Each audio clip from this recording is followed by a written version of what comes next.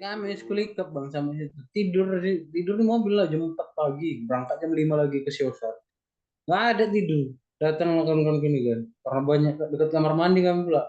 Goyang-goyang, goyang-goyang. Kayak lagi apa kan? Mesen dikira. Ngintip. Orang buka kaca yang pakai jilbab. Nah, aku buka kacanya. Wah, lucu-lucu Ya, kali. ya. Kocak, kocak.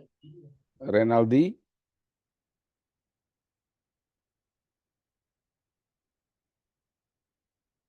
Baiklah. Assalamualaikum warahmatullahi wabarakatuh. Selamat siang pada adik-adik semua. Alhamdulillah pada kesempatan siang hari ini kita bisa berjumpa dalam keadaan sehat walafiat.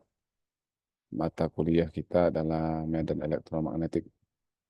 Jadi sebelumnya kita sudah membahas mengenai medan elektromagnetik ini mulai dari eh, vektor yang memang vektor ini sangat penting adalah untuk menganalisis daripada gejala medan elektromagnetik. Kemudian ada hal yang penting dalam medan elektromagnetik ini adalah mengenai medan listrik. Jadi sebelumnya juga kita sudah membahas mengenai muatan listrik, mengenai hukum Coulomb, yang mana itu merupakan hukum yang mempelajari bagaimana interaksi antara muatan-muatan listrik yang sebenarnya tersebar eh, di alam ini. Jadi kalau kita berbicara mengenai muatan listrik itu ada di mana-mana. Yang sebagai contoh yaitu eh, di awan. Tahu kan awan kan? Awan kalau mau hujan kan muncul awan. Nah, di awan terjadinya petir itu diakibatkan oleh perpindahan muatan listrik. Perpindahan muatan listrik yang mana muatan listrik di awan itu akan terjadi aliran mengalir ke bumi. Nah, sebenarnya kalau kita kaji lebih dalam, ada dua, bisa juga yang namanya muatan dari bumi yang mengalir ke awan. Jadi ada dua, ada yang dari awan ke bumi, kemudian ada dari bumi ke awan. Itulah gejala petir yang disebabkan oleh aliran muatan listrik. Nah, kalau kita berpikir dari mana sih awan mendapatkan muatan listrik? Nah, sementara kalau kita di peralatan-peralatan kita saja, untuk mendapatkan muatan listrik itu, maka dia harus, kalau baterai itu dilakukan charging, kemudian eh, generator juga harus diputar untuk mendapatkan muatan listrik atau aliran muatan listrik. Nah, di awan sendiri itu terdapat muatan listrik yang sangat besar. Sehingga kalau terjadi satu kali petir saja bisa menerangi satu kota. Bisa menerangi satu kota. Maksudnya kalau listriknya itu dikumpulkan, kita simpan, bisa menerangi satu kota dalam waktu 7 jam. Tergantung kotanya juga mungkin ya. Kalau kotanya macam kota Chicago atau New York atau Tokyo yang besar mungkin nggak sampai 7 jam. Tapi artinya muatannya sangat sangat besar. Satu kali terjadi petir itu ya. Nah, muatan yang besar itu di mana didapatkan? Itu dari alam, dari eh, permukaan bumi ini. Nah, tidak ada yang melakukan pengecasan terhadap awan kan. Nah, jadi ada awan memiliki muatan. Nah, muatan ini memang suatu gejala yang ada di mana-mana. Makanya ketika Kolom merumuskan suatu rumus bahwa gaya yang dilakukan antara dua muatan itu F sama dengan Q1 kali Q2 per R kuadrat adalah suatu penemuan yang dari situ kita nanti bisa mengukur seberapa besar muatan gaya yang dilakukan oleh muatan yang ada. Misalnya ada beberapa muatan. Nah, muatan listrik juga akan mengakibatkan yang namanya medan listrik. Nah, jadi medan listrik itu terjadi karena ada banyak muatan listrik yang berinteraksi. Eh, s- Sebuah muatan listrik akan memiliki gaya. Jadi kalau dari gambar ini kita lihat awalnya dia itu mempunyai arah yang random. Ini kan gambar saya besarkan ya. Mana kita besarkan? Ini.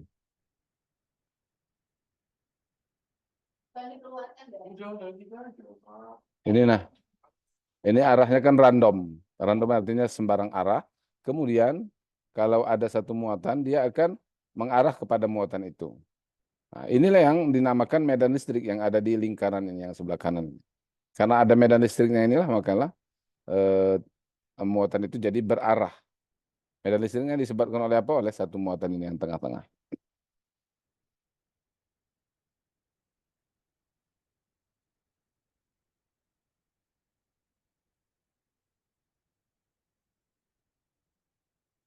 Jadi dalam gambar A tadi itu tidak ada muatan listriknya.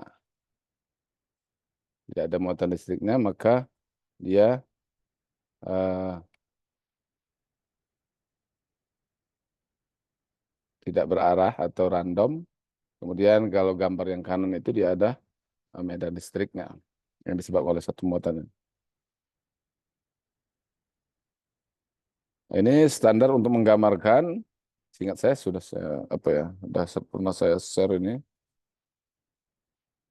Jadi kalau muatan positif itu arahnya keluar. Jadi positif itu arah keluar, sementara negatif itu arah tanda panahnya masuk. Ini satu ketetapan aja sebenarnya. Kenapa dikatakan satu ketetapan? Karena bukan berarti kalau positif itu mendekati negatif, bisa juga negatif mendekati positif. Nah, jadi hanya saja masalah eh, boleh dibilang siapa yang diam akan didekati oleh eh, elektron yang bergerak. Kemudian direction dari electric field atau medan listrik akan keluar from positive charge and toward negative charge dan masuk kepada muatan negatif. Jadi sebuah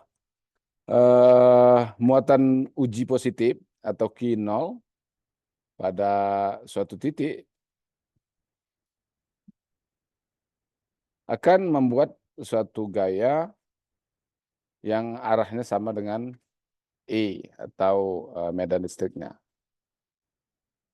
Jadi satu muatan saja itu sudah menghasilkan medan listrik. Kemudian small negative test charge yang ini minus Q0 pada lokasi B akan mengalami eh, gaya yang lebih lebih kecil lah, weaker, lebih lemah. Karena dia bergerak dari pusat muatan yang arahnya berlawanan dengan E. Nah, jadi karena berlawanan dengan E, maka dia pasti akan lebih lebih lemah atau lebih kecil. Jadi gaya itu adalah arah daripada muatan positif. Force positive charge yang akan menentukan arah daripada E. Jadi ingat ya, arah E itu berhubungan atau sesuai dengan arah E. Sorry, arah E itu sesuai dengan arah muatan positif. Nah, positif itu searah dengan eh, medan listriknya. Jadi tadi sudah diperlihatkan hubungan antara arah dengan medan listrik, arah medan listrik, dan arah daripada gaya listrik. Nah, makanya kalau arah medan listrik sama dengan arah gaya listrik, sudah pasti eh, medan listrik itu akan menyebabkan gaya listrik itu lebih lebih kuat. Karena dia arahnya adalah sama. Dengan definisi di atas, maka besar daripada medan listrik adalah gaya listrik per muatan. Nah, jadi medan listrik itu sendiri adalah sebenarnya terjadi karena ada gaya listrik. Mana yang duluan, maka duluan dari gaya listrik. Jadi antara dua muatan timbul gaya kolom antara dua muatan itu, maka di antara muatan ini ada gaya. Kalau dipasang tali, dia tali itu kan bisa berarah atau tegang talinya karena di situ terdapat gaya listrik. Berapa besarnya maka gaya listrik yang terjadi antara F1 dan muatan satu dengan muatan dua dibagi dengan muatannya. Itulah medan listriknya. Jadi di sini tuliskan definition of magnitude of the electric field. Jadi definisi dari besarnya medan listrik atau E. Jadi ketika muatan uji Q0 mengalami gaya, jadi ada muatan yang mengalami gaya terlebih dahulu, baru di situ akan muncul medan listrik. Oke.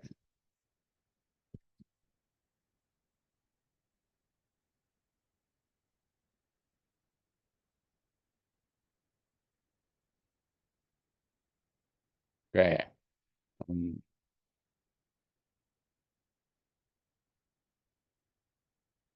Ada Dimas Yudo mana ada? Ada Dimas Yudo. Sepertinya nggak datang ini 13 orang sama saya. Ada 12 mahasiswa. Dimas Yudo nggak datang berarti. Siapa yang bisa menjelaskan medan listrik itu? Karena pembahasan mengenai medan listrik ini merupakan pembahasan penting dalam teknik elektro karena dia berhubungan dengan semua bidang keahlian daripada teknik elektro. Artinya medan listrik itu pembahasan yang harus dipahami oleh semua orang elektro. Ada yang bisa ceritakan coba? Si Renaldi Hutaswet, Ray, halo Ray,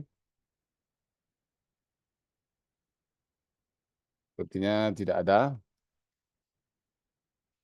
Kalau Bapak Wahyu, di mana nih posisi Bapak Wahyu? Pak Di izin Pak rumah, lagi Pak. Oh, kerja di Pak. rumah. Ya, mana yang izin tadi? Renaldi? Ya Pak sambil kerja Pak. Oh, Izin. sama kerja ya. Pak Wahyu? Izin, Pak. Masih belajar, Pak. Belum terlalu paham, Pak, tentang listrik ini, Pak. Oh, Bapak kerja di mana? Saya kerja di ini, Pak, di Belawan, Pak. Oh, di Belawan, dekat kita sini ya. Iya. Jadi eh, ini dari dulu pernah D3 ya Pak ya? Atau gimana? Saya D3 teknik mesin, Pak, lintas bidang ke listrik, Pak. Oh, oke. D3. Jadi kebetulan di Belawan ini saya dapat bidang teknisi listrik. Jadi kan karena saya basic, belum paham juga, makanya saya ngambil kampus di Pancabudi, kebetulan ada yang buka teknik listrik, Pak, gitu, Pak. Oke. Kalau boleh tahu Pak ini ya, sharing sedikit di listriknya sendiri apa yang ditangani di sana. Jadi sehingga saya bisa menyesuaikan juga lah pembicaraannya mengenai yang di bidang Bapak. Saya biasanya mengerjakan pengerjaan penggantian bearing motor, habis itu eh, beberapa pekerjaan listrik yang berhubungan dengan penggantian bearing motor lah, Pak. Oh, motor listrik ini Pak. Iya, motor listrik. Saya kebetulan di PLTGU Belawan, Pak. Oh, PLTGU Belawan. Jadi kan di sana Iya, yang oke. punyanya PLN, Pak. Oke, jadi eh ya nanti Bapak harus Ya, eh, makanya makanya saya baru 1 semester masih join di Pancabudi, Pak. oke. Butuh bimbingan, Pak, mungkin, Pak. Ya.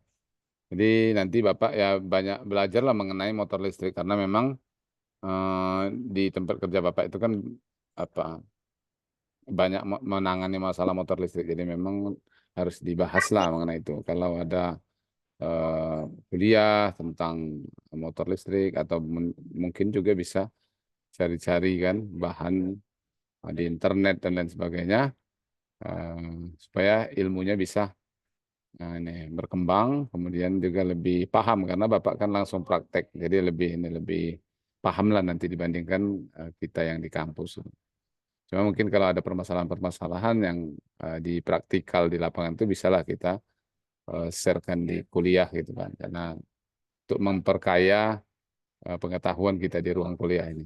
Jadi mungkin juga nanti kalau ini bidang medan elektromagnetik, tapi kalau ada permasalahan atau kasus-kasus di tempat kerja bisa di-share juga supaya yang lain mungkin bisa tahu, kemudian pengetahuan kita juga apa ya, bisa bertambah kalau ada permasalahan di bidang yang dikerjakan. Mungkin yang lain juga seperti itu. Kemudian juga supaya kuliahnya juga nanti bisa menambahkan ilmu. Oke, jadi permasalahan medan listrik seperti ya kalau katakanlah di motor listrik yang ditangani oleh Pak Wahyu tadi, medan listrik itu sangat besar di situ. Jadi dia bekerja juga motor listrik itu adalah berdasarkan adanya rangkaian listrik pada belitan, kemudian menyebabkan medan magnet. Jadi medan magnet itu berasal dari arus yang mengalir akan muncul medan magnet di sekitarnya atau magnet lah katakan magnet. Jadi jadinya magnet itu karena ada arus yang mengalir sehingga dia merubah arah apa namanya muatan-muatan yang ada di dalam besi. Jadi besi itu dililiti oleh kumparan, kumparan itu dialiri arus sehingga besi tadi akan ter apa menjadi magnet. Kenapa dia bisa menjadi magnet? Nah, itu karena di dalam besi itu sendiri arah gaya-gayanya itu disearahkan oleh arah magnet yang dibuat oleh kumparan tadi. Jadi kumparan dilalui arus nanti dia akan membuat medan magnet sehingga di intinya itu akan menjadi magnet oleh medan magnet tadi. Jadi kalau arus listrik dia akan menghasilkan medan magnet. Kalau tegangan listrik akan menghasilkan medan listrik. Sudah pasti di motor listrik itu ada tegangan listriknya yang disuplaikan ke sana. Dan antara ujung-ujung kutubnya itu juga yang kumparan eksitasinya itu ada tegangan, berapa tegangan dimasukkan ke situ. Maka akan timbul medan listriknya. Makanya di dalam motor juga ada medan listriknya. Dan setiap ada medan listrik ini, maka muatan-muatan listrik itu sangat mudah berpindah. Bolehlah dikatakan bahwa medan listrik itu adalah tempat yang baik bagi jalan yang baik bagi elektron untuk berpindah. Makanya kalau di tempat-tempat yang medan listriknya tinggi, maka akan mudah memunculkan loncatan api listrik, loncatan listrik gitu kan. Maka kita harus berhati-hati, kita harus menggunakan pakaian-pakaian yang aman. Sepatu juga kita harus aman, tahanannya tinggi. Supaya apa? Supaya karena di sana muatan listriknya tinggi, maka akan, medan listriknya tinggi, maka akan memudahkan untuk terjadi kontak. Jadi elektron itu mudah mengalir. Sebenarnya kalau kita, misalnya kita foto mungkin dengan foto apa yang bisa melihat medan listrik yang ada di situ, mungkin kita nggak akan berani masuk ke tempat itu karena di situ sudah banyak sekali muatan-muatan listrik yang ada di tempat tersebut. Contohnya misalnya di dalam gardu listrik, tempat-tempat seperti itu banyak kali medan listriknya. Jadi medan listrik itu terjadi karena tadi muatan-muatan listrik tadi. Muatan-muatan listrik, kemudian dia berinteraksi satu sama lain. Kalau positif dan negatif, maka dia akan saling tarik-menarik. Kemudian yang sama kutubnya, sama-sama misalnya sama muatan polaritas muatannya, misalnya sama-sama positif, maka dia akan tolak-menolak, juga menyebabkan medan listrik di sekitarnya. Jadi kalau dikatakan medan listrik itu adalah efek pengaruh daripada gaya antara muatan-muatan listrik yang ada. Semakin banyak muatan-muatan yang ada di situ, maka medan listriknya pasti akan semakin besar. Dan medan listrik itu searah dengan muatan positif yang ada. Kemana bergerak arah muatan positif, situlah arah daripada medan listriknya. Seperti itu. Jadi, semoga bisa dipahami.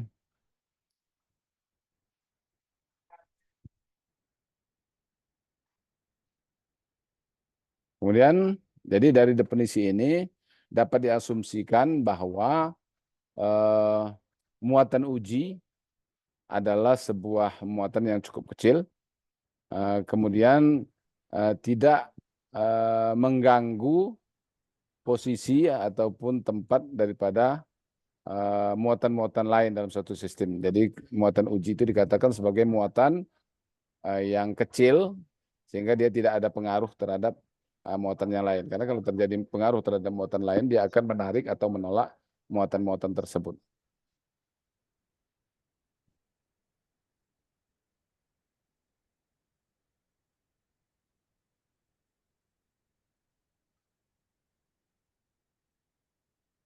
Kemudian medan listrik E pada lokasi yang diberikan itu akan memiliki gaya terhadap muatan Q pada suatu titik yang lain.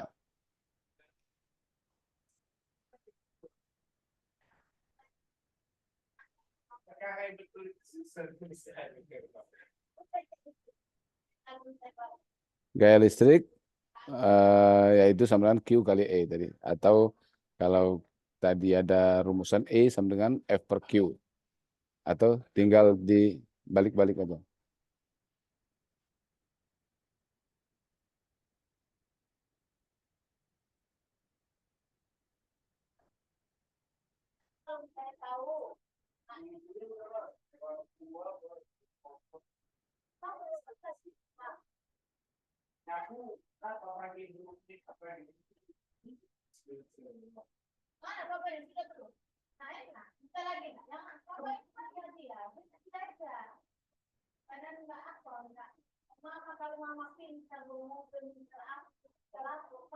Nah, ini contoh daripada contohnya ada suatu muatan positif, kemudian ada muatan positif yang lain. Ini muatan positif ini dijaga tetap Q, kemudian ada muatan positif Q0, maka muatan positif Q0 ini akan bergerak gayanya itu menjauhi daripada muatan positif Q tadi.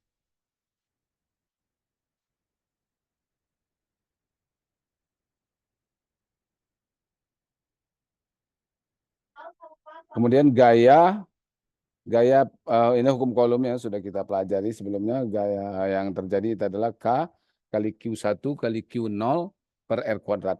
Jadi kalau ada dua muatan, tadi Q sama Q0, maka besarnya muatan tersebut yang dikalikan itulah yang menghasilkan gaya pada muatan tersebut.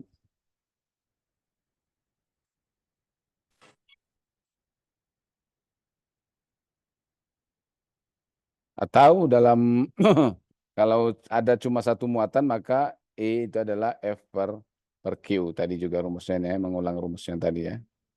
Atau E sama dengan F per Q0 sama dengan K kali Q per R kuadrat. R kuadrat ini R tadi adalah jarak antara muatan satu dengan suatu titik. Atau antara muatan satu dengan muatan yang kedua.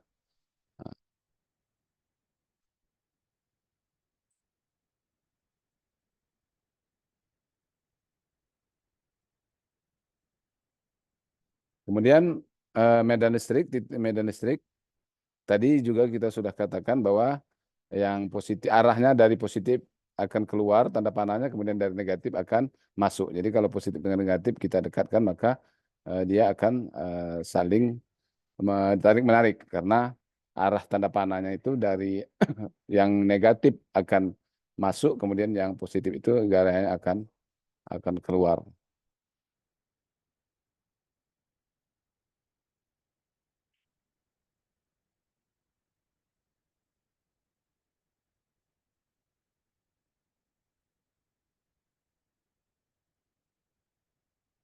Nah, ini juga rumusannya, ini contoh ya, contoh soalnya. Contoh soal untuk 1 mikrokulum dengan jarak 0,75 meter. Jadi ini berapa gaya ya medan listrik yang dihasilkannya itu adalah 1,6 kali 10 pangkat 4 Newton per kolom. Semakin jauh jaraknya, maka gayanya atau medan listriknya akan semakin kecil. Sebagaimana definisi sendiri dari medan itu adalah daerah yang masih dipengaruhi oleh suatu gaya atau suatu muatan. Gaya yang terjadi pada satu muatan. Itulah dinamakan medan. Kalau pengaruhnya sudah hilang, berarti dia sudah tidak di dalam medan listrik tersebut.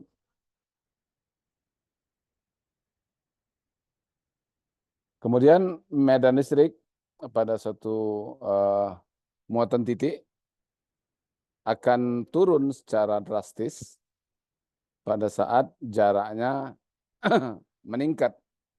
Ya, karena kan dia dibagi dengan R kuadrat. Nah, dibagi dengan R kuadrat, jadi sekali dia 2 meter jaraknya dinaikkan, maka dia akan berkurang sebanyak atau terbagi sebanyak 2 kali 2 karena kuadrat R kuadrat. 2 kali 2, jadi dia akan terbagi menjadi 4. Kalau jaraknya dinaikkan misal jadi 4, maka dia akan berkurang secara drastis 1/16 karena dia dibagi dengan kuadrat daripada jarak jari-jarinya.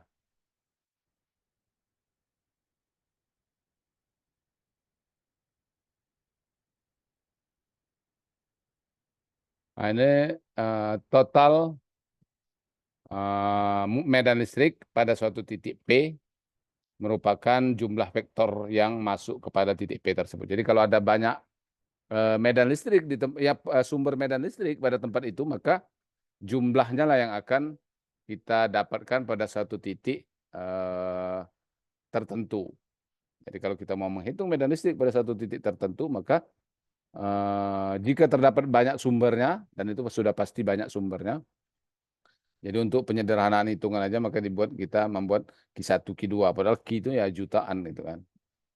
Nah, jadi pengaruh dari masing-masing muatan ini tinggal dijumlahkan saja terhadap medan listrik pada satu titik. Jadi kalau kita berdiri di satu tempat, medan listrik yang terjadi pada kita itu adalah pengaruh daripada berbagai muatan yang ada di sekitar kita tersebut.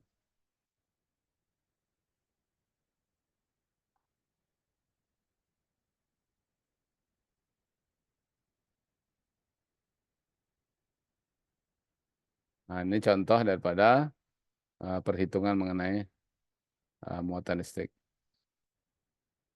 Jadi sebenarnya bukan sesuatu yang sulit ya untuk memahami ini. Yang jelas bahwa medan listrik itu terjadi apabila ada muatan listrik yang saling berinteraksi.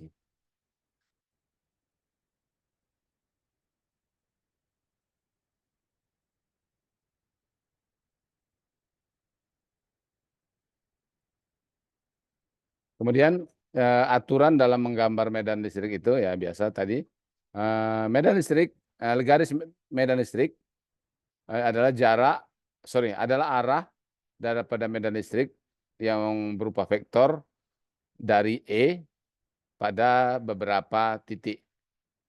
Jadi tanda panah itu menunjukkan arah E. Jadi panah ke kiri berarti E-nya ke kiri, panah ke atas berarti E-nya ke atas, dan lain sebagainya. Kemudian garis medan listrik dimulai dari muatan positif tadi ya.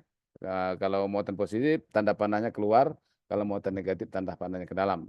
Dan berakhir pada muatan negatif atau ujung terakhir daripada muatan tanda panah.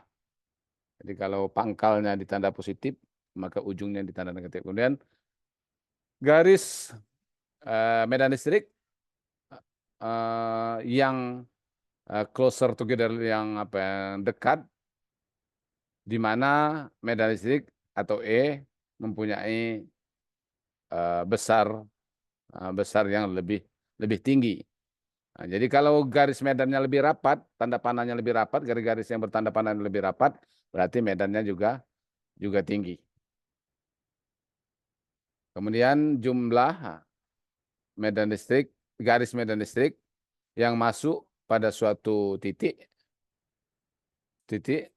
atau yang keluar dari suatu titik adalah sebanding dengan besar daripada muatannya. Jadi kalau muatannya besar berarti tanda panahnya juga lebih banyak.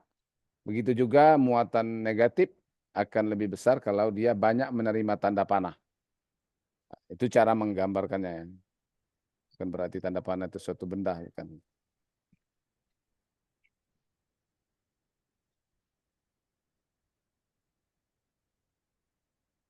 Kemudian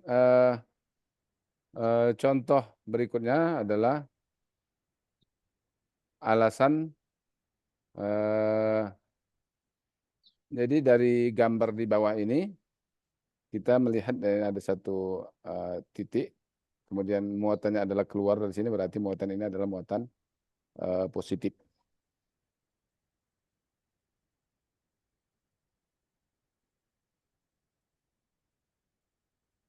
Nah, ini muatan negatif berarti kalau tanda panahnya ke dalam, ya. Nah, ini kalau ada muatan positif dan positif, maka tanda panahnya saling menghindar. Nah, saling menghindar seperti ini. Itu juga kalau ada yang sama-sama yang positif dengan negatif, maka tanda panahnya akan saling berkaitan. Karena ada satu yang mengirim tanda panah dan ada satu yang menerima tanda panah. Jadi itu pelajaran mengenai medan listrik yang Anda harus ketahui. Nanti besok kita belajar mengenai potensial energi atau energi potensial. Yang prinsipnya adalah sama sebenarnya dengan medan listrik ini. Makin besar medan listrik kan makin banyak muatannya. Begitu juga energi potensial, makin banyak muatannya akan makin tinggi energi potensialnya. Jadi energi potensial berhubungan dengan potensial. Ada dua perbedaannya. Kalau potensial adalah ukuran seberapa banyak muatan itu. Kemudian kalau energi potensial adalah seberapa banyak muatan yang bisa berpindah. Kalau potensial cuma ukuran berapa banyak muatan pada satu titik, bisa berpindah atau tidak, tergantung tegangan antara dua titik tadi. Misalnya tegangan itu 150 volt, berarti satu titik itu 150, potensialnya 150, yang satu lagi 0. 150 dikurang 0, maka hasilnya adalah 150. Begitu seterusnya. Jadi, bisa juga 100 volt, ada yang 200, ada yang 100, maka potensialnya adalah, beda potensialnya adalah 100. Energi potensialnya adalah berapa muatan yang bisa dipindahkan dari titik yang 200 kepada titik yang 100 tadi. Itulah namanya energi potensial. Nah, jadi energi yang dipergunakan untuk memindahkannya. Karena untuk memindahkan itu kan seperti kita mengalirkan air antara satu titik dengan titik yang lainnya, maka kita perlu pompa yang memiliki energi. Begitu juga ketika kita mau memindahkan satu muatan dari satu titik ke titik yang lain. Oke, saya kira demikian pembahasan kita mengenai materi ini, sampai saya lupa screenshot ini ya. Pembahasan kita mengenai medan listrik, kemudian juga gejala-gejala dalam medan listrik itu. Gitu ya. Jadi mohon baca-baca lagi supaya kita bisa lebih memahami mengenai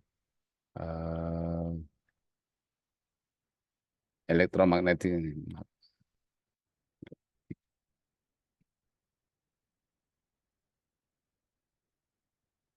Oke. Oke, terima kasih. Saya stop share-nya.